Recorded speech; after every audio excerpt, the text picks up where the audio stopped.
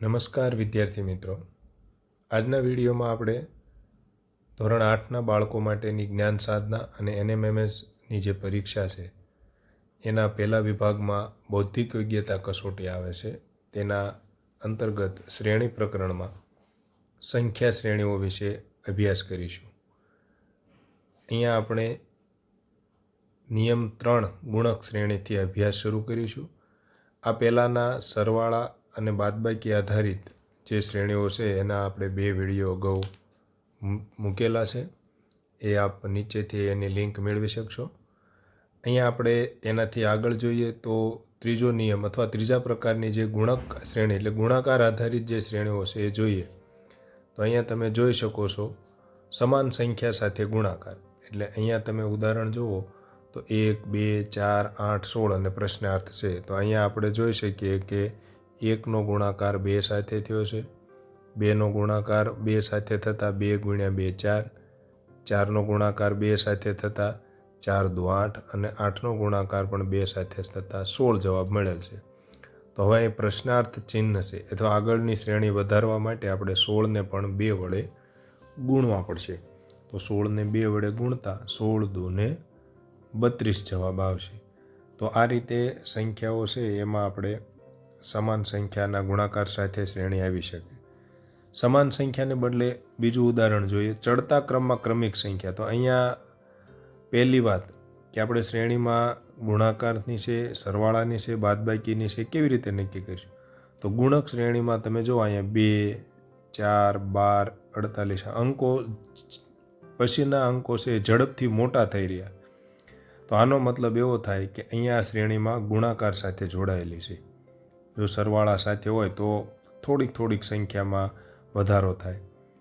જો ઓછી સંખ્યા મોટામાંથી નાની થતી હોય તો આપણે નક્કી કરી શકીએ કે ત્યાં બાદબાકી અથવા ભાગાકારની શ્રેણી હશે. તો અહીંયા આપણને સ્પષ્ટ દેખાય છે કે ગુણાકાર સાથે જોડાયેલી છે. તો અહીંયા પહેલાં આપણે જોઈએ તો 2 અને 1 સાથે ગુણ્યા હશે તો 2 × 1 = 2. પછીનો અંક છે એમને 2 વડે ગુણ્યા હશે તો 2 × 2 = 4. પછી 3 વડે ગુણ્યા છે એટલે 4 × 13 = 12. 12ને 4 વડે ગુણ્યા હોય એટલે 12 × 4 એટલે 12 × 4 = 48. તો હવે 48ને તમે જુઓ 1 વડે, 2 વડે, 3 અને 4 વડે ગુણ્યા છે. તો હવે અહીંયા 5 વડે ગુણવા પડે. તો 48 × 5 કરો તો તમને જવાબ મળશે 240. તો આ રીતે ગુણાકારની શ્રેણી આપણે જોઈએ. ક્રમિક એકી સંખ્યા સાથે ગુણાકાર. તો અહીંયા આપેલી અંકને એકી સંખ્યા સાથે ગુણાકાર કર્યો હોય અને આગળની સંખ્યા બનતી ગઈ હોય અને પેટર્ન બનતી હોય કે શ્રેણી થતી હોય એવું અહીંયા જોવા મળે છે. તો જો અહીંયા 1ને 1 સાથે ગુણ્યા છે એટલે 1 × 1 = 1. પછી 1 અને 3. તો 1 અને 3 છે તો આપણને કહી શકીએ કે 3 વડે ગુણાકાર છે એટલે 1 × 3 = 3. હવે અહીંયા 3ને 4 નહીં પણ 5 વડે ગુણ્યા છે એટલે 3 × 5 = 15. હવે 6 નહીં અને 7 વડે ગુણેલા છે એટલે 15 × 7 = 105.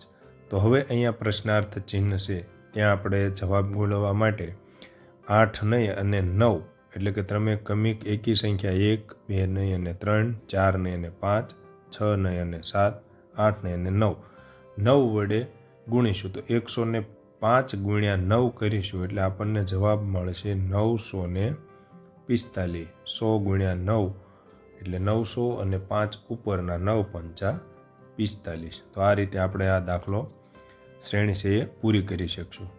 ત્યાર પછીનો દાખલો છે એ જોઈએ તો ક્રમિક બેકી સંખ્યાનો ગુણાકાર છે. તો અહીંયા જેમ એકી સંખ્યા હતી એમ અહીંયા આપણે જોઈએ તો બેકી સંખ્યા છે. પહેલાં 2 વડે ગુણ્યા છે 1 × 2, પછી 3ને અને 4 વડે ગુણ્યા છે 2 × 4 = 8. પછી 5ને અને 6 વડે ગુણ્યા છે 6 × 8 = 8 × 5 = 40 ને 8 × 6 = 48. હવે અહીંયા 8 વડે ગુણ્યા છે 48 × 8 કરશું એટલે આપણને મળે છે 384. તો હવે પ્રશ્નાર્થ ચિહ્ન છે ત્યાં 384ને કેટલા વડે ગુણશું તો એ આપણને જવાબ મળશે. તો એ શ્રેણી આપણે જોઈએ 2, 4, 5 ને 6, 7 ને 8. તો 9 નહીં ગુણતા 10 વડે ગુણીશું તો 10 વડે ગુણવા હોય કોઈ પણ સંખ્યાને તો માત્ર તે અંકોની પાછળ શૂન્ય મૂકવાના થાય તો 384 ને 10 વડે ગુણીએ એટલે 3840 મળશે તો એ આપણો જવાબ બનશે. આગળ જોઈએ ચોથો નિયમ, ભાગાકાર સાથેની શ્રેણી. આપણે ગુણાકાર સાથેની શ્રેણી જોઈ, હવે ભાગાકાર સાથે. તો ભાગાકારમાં પણ સમાન સંખ્યા વડે ભાગાકાર થયો હોય એવું હોય તો અહીંયા આપણે જોઈએ 64ને કેટલા વડે ભાગીએ ત્યારે 32 આવે છે તો આપણને કહી શકીએ કે 2 વડે એટલે કે અડધા થયા છે. 32ના અડધા 16 એટલે કે અહીંયા પણ 2 વડે ભાગ્યા છે. 16ને 2 વડે ભાગતા 8 આવ્યા છે તો હવે 8ને પણ આપણે 2 વડે ભાગીશું એટલે આપણને જવાબ મળશે 4. તો જો અહીંયા 2 વડે ભાગતા આપણને શ્રેણી મળી છે તો આવી રીતે ભાગાકારની શ્રેણીમાં 2, 3, 4, 5, 10, 15 કોઈ પણ સંખ્યા સમાન રીતે એક એક ભાગાતા જતા હોય અને આગળ શ્રેણી ચાલતી હોય એવી રીતે આવે. અહીંયા તમે જુઓ કે સૌથી પહેલી સંખ્યા મોટી છે, પછીની સંખ્યા નાની થાય છે પણ ખૂબ જ ઝડપથી નાની થતી જાય છે. તો આવી રીતે જ્યારે શ્રેણી જોવા મળે ત્યારે આપણે સમજવાનું કે એ ભાગાકાર સાથે જોડાયેલી છે. જો થોડાક અંકોમાં ઘટાડો થતો હોય તો એ બાદબાકી સાથે સંકળાયેલી છે. અહીંયા મોટા અંકોમાંથી નાના અંકો થતા હોય ત્યારે આપણે સરવાળા અથવા ગુણાકારની ગણતરી કરવાની નથી, એટલે એમાં આપણે સમય બગાડવાનો જ નહીં. અહીંયા સ્પષ્ટ છે અંકો નાના થતા જાય છે એટલે કાં તો બાદબાકી હોય અને કાં તો ભાગાકાર હોય અને મોટો તફાવત છે એટલે આપણે કહી શકીએ કે અહીંયા ભાગાકાર હશે. ત્યાર પછીનો જોઈએ તો ચડતા ક્રમમાં ક્રમિક સંખ્યા વડે ભાગાકાર હોય.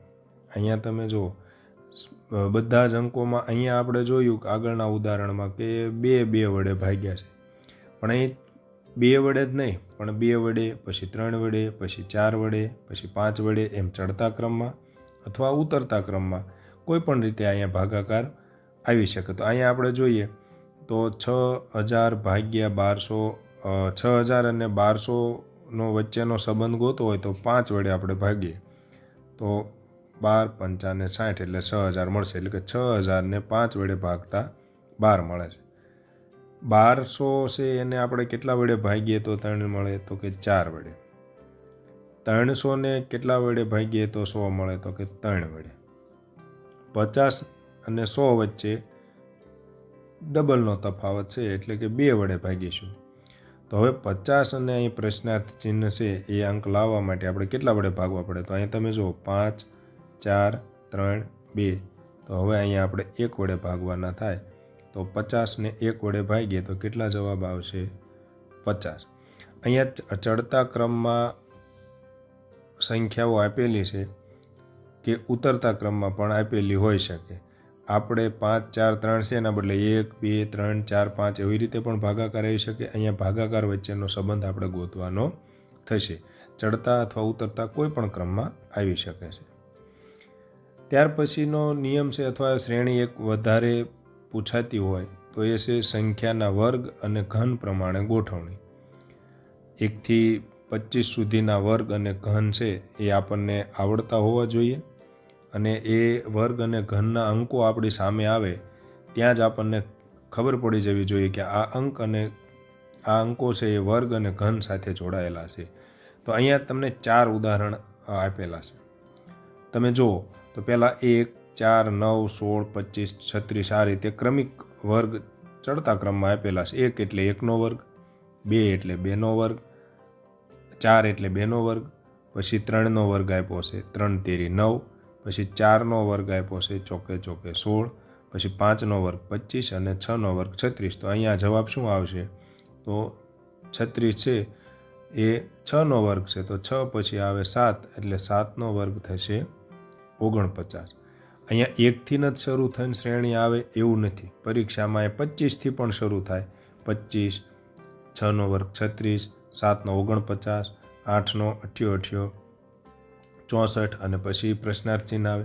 તો અહીંયા આપણને અંકો છે 11થી પણ શરૂ થાય, 121, 144 એ રીતે કોઈ પણ વર્ગ છે એ ક્રમમાં આવે અને પછી આપણને પ્રશ્નાર્થ ચિહ્ન આપ્યું હોય અથવા વચ્ચે પ્રશ્નાર્થ ચિહ્ન આપ્યું હોય તો એ આપણે શોધી શકીએ, પણ આપણને વર્ગ આવડતા હોવા જોઈએ. જેવી રીતે ઉપર ચડતા ક્રમમાં છે, આ ચડતા ક્રમમાં છે, એ જ ઉતરતા ક્રમમાં છે. તો અહીંયા 6નો વર્ગ છે, અહીંયા 5નો વર્ગ 25, 4નો વર્ગ 16, 3નો વર્ગ 3 તેરી 9, 2નો વર્ગ 2 2 4. તો અહીંયા 1નો વર્ગ 1 જવાબ આવશે. અહીંયા પણ કોઈ પણ આગળની સંખ્યાથી શરૂ કરી અને આવી શકે છે. પછી ઘન સંખ્યાઓ આપેલી છે, તો ઘન સંખ્યાઓમાં પણ 1નો ઘન, 2નો ઘન, 3નો ઘન, 4નો ઘન અને 5નો ઘન. 1નો ઘન 1, 2નો ઘન 8, 3નો ઘન 27, 4નો ઘન 64, 5નો ઘન 125. તો અહીંયા હવે આવશે 6નો ઘન એટલે 216. અહીંયા ઉલટા ક્રમમાં આપેલા છે. અહીંયા 6નો ઘન છે, 5નો ઘન છે, 4નો ઘન 64 છે, 3નો ઘન 27 છે. તો હવે અહીંયા 2નો ઘન આવશે 2 × 2 × 2, 2 2 4 અને 4 2 8. આગળ જોઈએ એકી બેકી સંખ્યાના વર્ગ, એટલે કે એકી સંખ્યાના વર્ગ આપ્યા હોય અને ઘન આપ્યા હોય, અથવા બેકી સંખ્યાઓના ઘન અને વર્ગ આપ્યા હોય. તો અહીંયા તમે જુઓ તો 1 છે એ 1નો વર્ગ છે, પછી 9 છે તો એ 3નો વર્ગ છે, 3 તેરી 9. પછી 4નો વર્ગ નથી, 5નો વર્ગ આપ્યો છે 25 25, 6નો વર્ગ નથી આપ્યો અને 7નો આપ્યો છે. એટલે અહીંયા તમે જો 1નો વર્ગ, 2નો નહીં અને 3નો વર્ગ, 4 નહીં અને 5નો વર્ગ, 6 નહીં અને 7નો વર્ગ. તો હવે અહીંયા 8 નહીં અને 9નો વર્ગ આવશે. 9 × 9 એટલે 90 81. એ જ રીતે બેકી સંખ્યાના એકીના બદલે બેકી હોય તો 4 એટલે 2નો વર્ગ, પછી 3 નહીં અને 4નો વર્ગ ચોકે 16, પછી 6નો વર્ગ 36, 8નો વર્ગ 64, 10નો વર્ગ 100. તો હવે અહીંયા 11 નહીં અને 12નો વર્ગ તમારે લખવાનો થાય તો 12નો વર્ગ આવશે 144. આપણે આગળનું ઉદાહરણ, તો અહીંયા એકી સંખ્યાના ઘન આપેલા છે. 1, 2નો ઘન નથી આપ્યો, 3નો ઘન 3 તેરી 9 તેરી 27, 4નો ઘન નથી આપ્યો, અહીંયા 5નો ઘન આપ્યો છે 25 25, 25 5 125. અહીંયા 6નો ઘન નથી આપ્યો, 7નો ઘન આપ્યો છે 343. તો અહીંયા હવે 8 નહીં અને 9નો ઘન છે એ અહીંયા આપણો જવાબ આવશે. એકી સંખ્યાના ઘનની શ્રેણી આપેલી છે, તો અહીંયા જવાબ આવશે 729. તો આ જ રીતે 1થી શરૂ થઈને જ ઘનની શ્રેણી આવે એવું નથી, વચ્ચેથી પણ આવી શકે, 343થી પણ શરૂ થાય, 729થી પણ શરૂ થાય, કે આગળના અંકોના ઘનથી પણ શરૂ થાય. એટલે અહીંયા ખાસ વર્ગ અને ઘનની શ્રેણી જો તમારે સોલ્વ કરવી હોય તો 1થી 25 સુધીના વર્ગ અને ઘન કમ્પ્લેટ આપણે યાદ રાખવા પડશે. જો એ ન આવડતા હોય તો હજી એક વખત યાદ કરી લેજો. આગળનું ઉદાહરણ જોઈએ તો અહીંયા 8, 64, 216 અને 512 આપ્યા છે. તો અહીંયા પણ આપણે જોઈએ છીએ તો 8 છે તો એ 2નો ઘન છે, પછી 3 ને અને 4નો ઘન છે, 5 નહીં અને 6નો ઘન 216, 7 નહીં અને 8નો ઘન 512. તો અહીંયા 9 નહીં અને 10નો ઘન છે એ 1000 છે. એ આપણી શ્રેણી છે, એ આગળ વધશે. તો આ રીતે એકી સંખ્યા અથવા બેકી સંખ્યાના વર્ગ ક્રમમાં હોય, સળંગ ક્રમમાં વર્ગ અને ઘનની શ્રેણી પણ હોય. આ શરૂઆતથી જ આવે એવું નથી, વચ્ચેથી પણ આવે. દાખલા તરીકે આ બેકી સંખ્યાઓનો વર્ગ છે તો 36, 64, 6 એવી રીતે આગળ ચાલે ને પછી પ્રશ્નાર્થ આવે એવું પણ બને. પહેલેથી જ આવે એવું જરૂરી નથી.